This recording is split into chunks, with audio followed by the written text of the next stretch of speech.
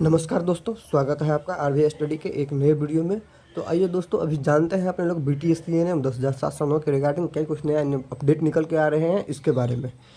पहले दोस्तों, मैं आप लोगों को जितने भी अपडेट हुए हैं पिछले एक महीना में जो भी पिछले एक सप्ताह में जो भी इसके रिगार्डिंग कुछ अपडेट हुए हैं उसका समराइज मैं आप लोगों को बता दे रहा हूँ, ठीक है।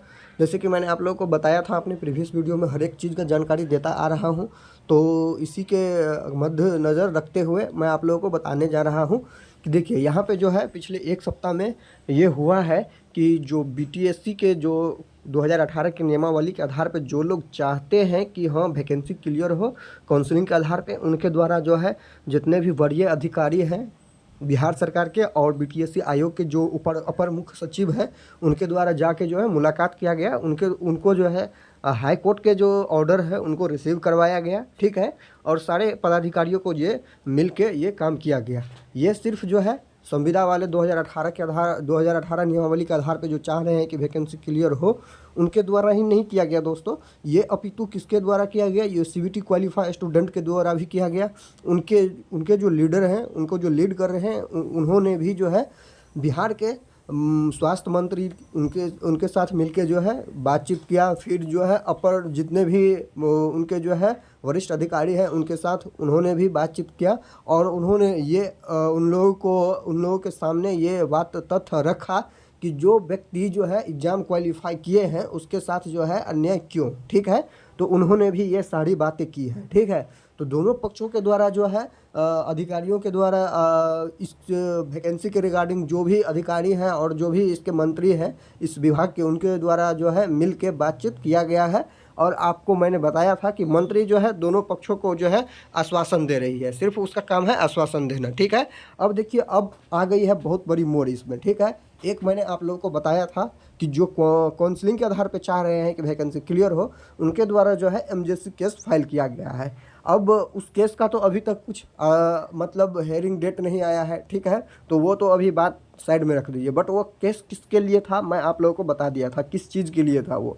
मतलब सरकार जो है उसका जो है ध्यान आकर्षण करने के लिए जो है वो केस था जिसके थ्रू जो है पटना हाई कोर्ट बिहार सरकार से क्वेश्चन करती कि हमारे ऑर्डर का आप अभी तक अनुपालन क्यों नहीं किए। तो उस चीज़ को अभी साइड कर देते हैं अपने लोग। अभी देखिए, अभी का मेन मुद्दा क्या आ गया है दोस्तों कि अब जितने भी ये अधिकारी हैं और ये जितने भी पटना हाई कोर्ट है अब सबको साइड करना पड़ेगा, ठीक है।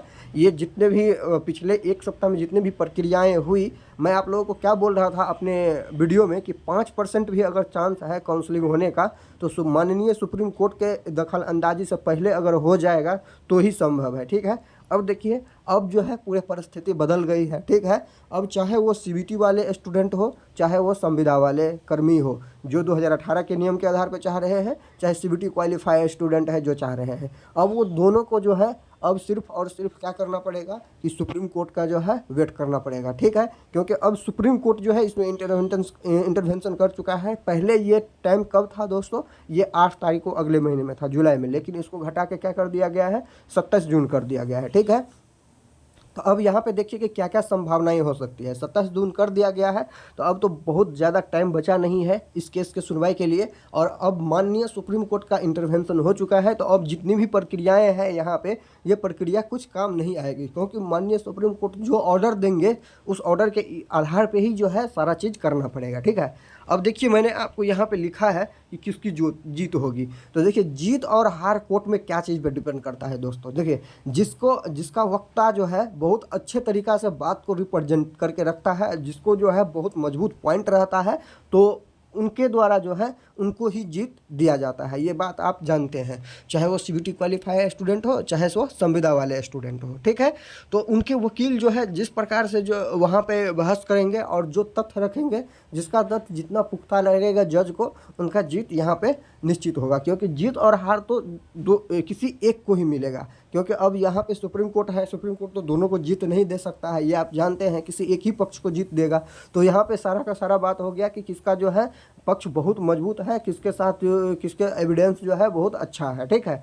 तो तो इसके आधार पे जीत और हार जो है यहाँ पे अब सुनिश्चित किया जाएगा। अब देखिए, अब यहाँ पे मेन मुद्दा का बात आ गया दोस्तों। देखिए अब यहाँ पे जैसे आप लोग में से ही बहुत लोग ऐसे हैं जो सपोर्ट करते हैं किसी एक पक्ष को। यहाँ पे बताइए, अगर मैं सीबीटी वाले को सिर्फ सीबीटी वाले के पक्ष में बोलता पिछले मैं अपने वीडियो में, या मैं संविदा वालों के ही पक्ष में बोलता रहता, बट देखिए मैं भगवान, कोई भी यहाँ पे भगवान नहीं है कि जिसको पता है कि कौन जीत जाएगा कौन हार जाएगा, ये किसी को नहीं पता है, ठीक है। सब अपना एक्सपेक्टुलेशन लगा के बैठा रहता है कि हाँ ये जीतेगा ये हारेगा। लेकिन यहाँ पे हम लोग का काम है दोस्तों, आपको दोनों पक्ष की बात आप लोगों के सामने रखना, दोनों पक्षों की बात आप लोगों के सामने रखना। यहाँ पे देखिए जीत और हार किसी का हो सकता है, वो किस पे डिपेंड करता है, सुप्रीम कोर्ट पे डिपेंड करता है। मान लीजिए कि हम सीबीटी वालों को सपोर्ट करें और सीबीटी वाले हार जाए, तो कल तो वही हमसे क्वेश्चन पूछेंगे कि आप ही तो कह रहे थे कि जीत जाएंगे जीत जाएंगे जीत जाएंगे, लेकिन ये ऐसा हो गया, अब क्या करेंगे। कल को अगर संविदा वाले की जीत हो जाए और सीबीटी वाले हार जाए तो वो भी क्वेश्चन करेंगे, या संविदा वाले हार जाए और सीबीटी वाले जीत जाए तो संविदा वाले क्वेश्चन करेंगे कि आप बोल रहे थे कि जीत जाएंगे जीत जाएंगे जीत जाएंगे। देखिए दोस्तों ऐसा नहीं होता है, ठीक है। यहाँ पे सब कुछ चलता है किस चीज़ पे, साक्ष्य पे चलता है, ठीक है। मैं आपको अच्छी अच्छी बातें करके आपको खुश कर दूंगा, इससे कुछ नहीं होने वाला है, ठीक है। क्योंकि अब सुप्रीम कोर्ट जो करेंगे सो करेंगे, ठीक है। आप लोगों के सामने मैं दोनों पक्षों की बात हमेशा रखते आया हूँ, और अब आगे जो है माननीय सुप्रीम कोर्ट देखेंगे कि किसका पक्ष जो है अच्छा है, उसको जीत यहाँ पे दिया जाएगा, ठीक है। यहाँ पे मेरे सपोर्ट करने से या किसी और के सपोर्ट करने से किसी का जीत और हार होने वाला नहीं है दोस्तों, ठीक है। यह आप जान लीजिए, तथ्य जिसका सही रहेगा वही जीतेगा। देखिए तथ्य सब अपने अपने बारे में बोलता है कि मैं सही हूँ मैं सही हूँ, ठीक है। तो देखिए जो यहाँ पे पिटिशनर है उसका बोलना जायज़ रहता है कि मैं सही हूँ, ठीक है। संविदा वाले कह रहे हैं कि मैं सही हूँ तो वो भी ठीक है, अगर सीबीटी वाले बोल रहे हैं कि मैं सही हूँ वो भी ठीक है। मगर यहाँ पे दूसरा और तीसरा व्यक्ति जिसको उस दोनों से जो है दूसरा और तीसरा व्यक्ति जो ये दोनों को बढ़ा चढ़ा के बताते हैं कि तुम ही सही, तो ऐसा यहाँ पे चलने वाला नहीं है दोस्तों, अब तो बिल्कुल नहीं चलने वाला है, ठीक है। तो ये बात आप लोग अच्छा से समझ लीजिए, ठीक है। तो जीत किसकी होगी आप समझ गए कि जिसका जो है सारा चीज़ अच्छा रहेगा उसी की जीत होगी। और आप देखिए सब कुछ जो है सुप्रीम कोर्ट के हाथ में ही है, ये आपको पता है, क्योंकि जिस दिन सुनवाई होगी या सुनवाई होने के बाद आपको पता है कि जो वो ऑर्डर देंगे उसको जो है तुरंत जो है अनुपालन में लाया जाएगा। तो ये बात रही यहाँ पे सुप्रीम कोर्ट की इंटरवेंशन की। अब और आगे देखते हैं दोस्तों कि देखिए अब काउंसलिंग में क्या होगा। तो ये अब काउंसलिंग की प्रक्रिया जो है ना दोस्तों, अब ये रोकना ही पड़ेगा लगभग, सोचिए, क्योंकि अभी आप सोच लीजिए अभी 4-5 दिन बच गया है सिर्फ वो सुप्रीम कोर्ट के सुनवाई में, तो 4-5 दिन में क्या ही काउंसलिंग हो जाएगा। आपको पता है कि सरकारी जितने भी प्रक्रियाएं होती है कितनी स्लो तरीका से होती है, तो स्लो तरीका से होती है तो यहाँ पे काउंसलिंग का कोई बात ही नहीं रह गया अब, क्योंकि आपको पता है कि जैसे ही सुप्रीम कोर्ट ऑर्डर देगा तो कोई भी काउंसलिंग होगा तो उसको जो है रोकना पड़ेगा, अगर उसके खिलाफ अगर ऑर्डर चले जाता है तो, ठीक है दोस्तों। तो अब ये काउंसलिंग के लिए थोड़ा आपको जो है वेट करना पड़ेगा, ठीक है, चाहे किसी भी पक्ष का हो। ये मैंने बोल रहा हूँ कि संविदा वाले का हो रहा है या सीबीटी वाले का है, किसी भी पक्ष का अगर काउंसलिंग अब होगा तो अब सुप्रीम कोर्ट के जो है आदेश के बाद ही ये सारी प्रक्रिया आपको देखने के लिए मिलेगा। ये मैंने आपको बोला था कि अगर 5% भी चांस है काउंसलिंग होने का, तो ये मैंने किस स्थिति में बोला था, मैंने बोला था कि अगर सुप्रीम कोर्ट जब तक इसमें इंटरवेंशन नहीं करता है तब तक। लेकिन अब तो समय प्रक्रिया बहुत छोटी हो गई है दोस्तों, आप जान सकते हैं कि 4-5 दिन में ये सारी प्रक्रियाएँ संभव नहीं है, ठीक है। ये 4-5 दिन में ये सारी प्रक्रिया जो है संभव नहीं है। अब बात रही यहाँ पे कि क्या अब स्टे लगेगा वैकेंसी पे या क्या होगा नहीं होगा, इस बातों पे मैं आप लोगों से नेक्स्ट वीडियो में चर्चा करूँगा। अभी के लिए इतना ही, उम्मीद करते हैं आपको जो है कुछ नया जानकारी देखने के लिए जानने के लिए मिला होगा। अब मिलते हैं नए वीडियो में दोस्तों, और अगर वीडियो आप लोगों को अच्छा लगा तो प्लीज़ वीडियो को लाइक कीजिएगा और चैनल को ज़रूर सब्सक्राइब करके रखिएगा, वीडियो को शेयर कीजिएगा, ठीक है दोस्तों। मिलते हैं नए वीडियो में नई जानकारी के साथ।